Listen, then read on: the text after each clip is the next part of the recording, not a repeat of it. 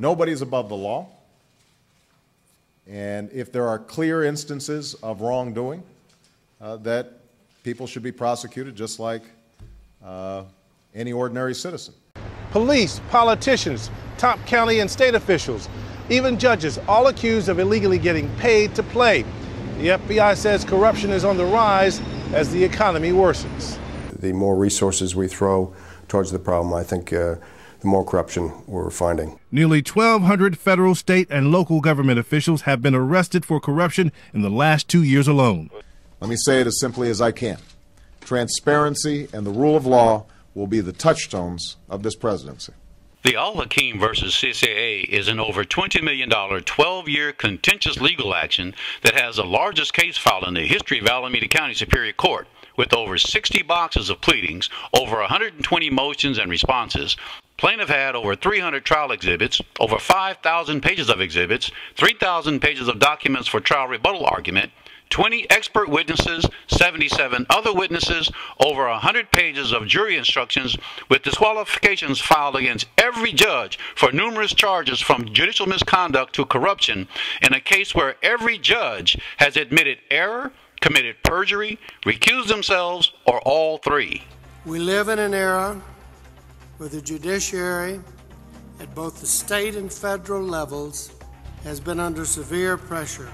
In March of 2007, Al-Hakim filed a judicial complaint against Judge Frank Roesch with then presiding court judge George Hernandez that to date, nearly 3 years later, both have failed and refused to answer the charges in the complaint.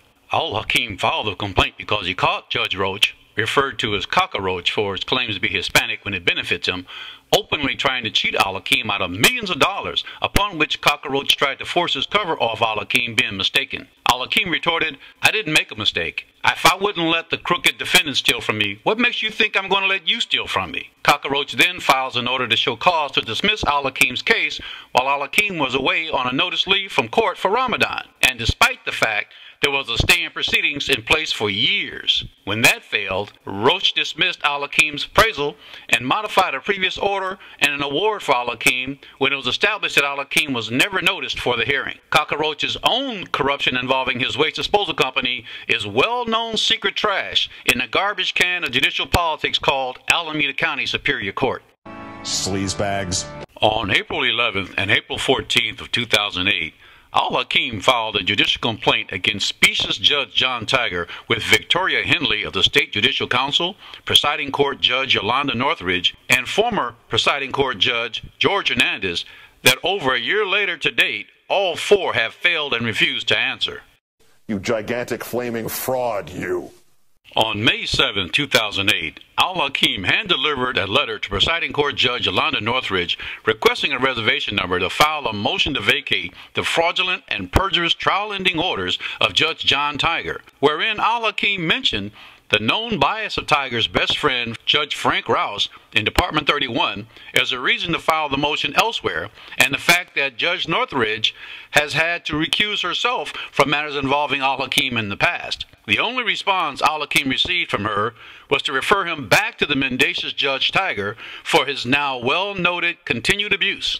There was no reference to the conflicts on Roesch's or her parts at all. On August 28, 2008, Al-Hakim hand-delivered a letter to Presiding Court Judge Yolanda Northridge requesting a reservation number to file a motion to vacate the rescue judgment after hearing, noting he had already received an order from former Presiding Court Judge Barbara Miller to exceed the 15-page limit on points and authorities for that filing. Al-Hakim to date has never received a response to that written request.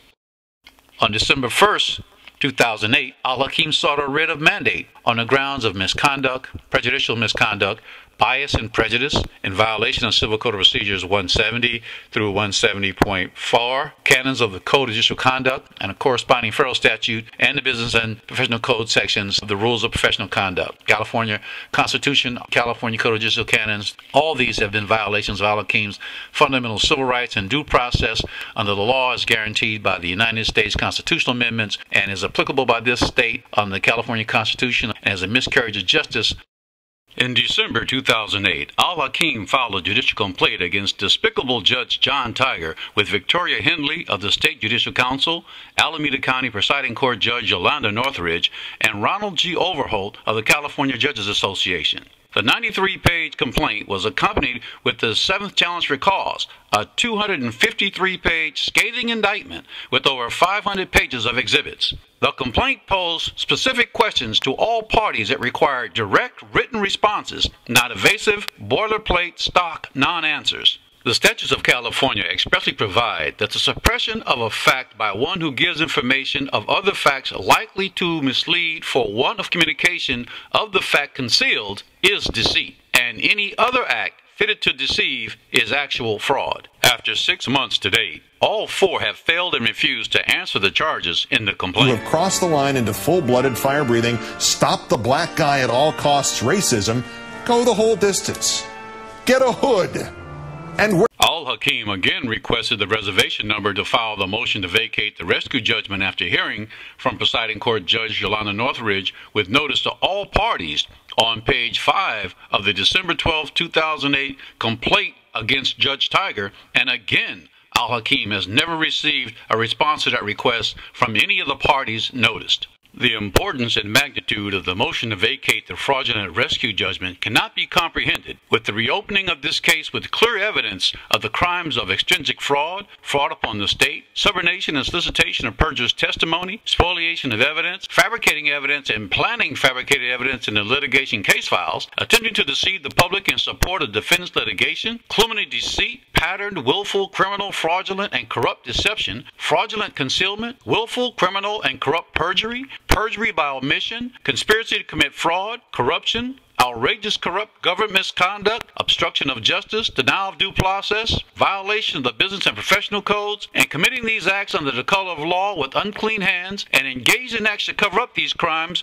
by Oakland City Attorneys John Russo, Randy Hall, Elizabeth Allen, Eladia Perez, Janie Wong, Anita Hong, Demetrius Shelton, Sophia Lee, Mark Morodomi, Michelle Abney, Erica Arnold, and others at the City Attorney's Office, including former City Attorney Jane Williams and former employee Patricia Smith, defendants CSAA, defense counsel Stephan Barber, and others at Roper's Majeski, Ron Cook, Randy Willoughby, Alex Stewart, Bradley Bening, and others at Willoughby, Stewart, and Bening, attorney William Jemmott, attorney Todd Jones, and others at Archer Norris, attorney Dan Crowley, Fletcher Alford, Joel Lieberson, and others at Gordon and Reese, attorneys Sean O'Halloran, Annie Brooks Harrigan, Yolanda Jackson, the law firm of Cleveland, Cavlin, and Murray, Michael Bradley and James Monagle, and others at Murphy, Pearson, Bradley, and Feeney, John Ratto and Dean K. Byer of ASU Group, Defendants Rescue Rooter, Barrier Carpet Cleaning, retired judges David C. Lee, Michael Bellacci, and Richard Hodge,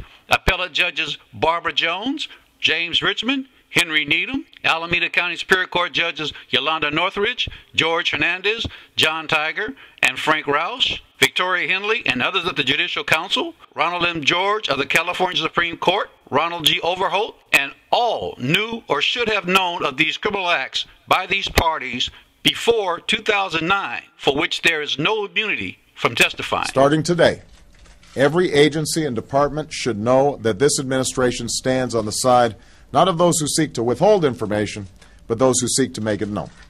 Perhaps the single most important reason why Victoria Hindley, Yolanda Northridge, and Ronald M. George, the heads of the disciplinary bodies responsible for taking corrective action in this case, has been so derelict in doing so is because they are inextricably placed in the legal paradox where every judge, court administrator, attorney, law firm, defendant, and their agents have been involved in committing these crimes opens the way to legally setting aside every case they were ever involved with and potentially being reversed at an untold cost of money, integrity, and irreparable loss of public confidence in the legal system. I want to know exactly what happened so that it won't happen again. We're going to follow the evidence wherever it takes us.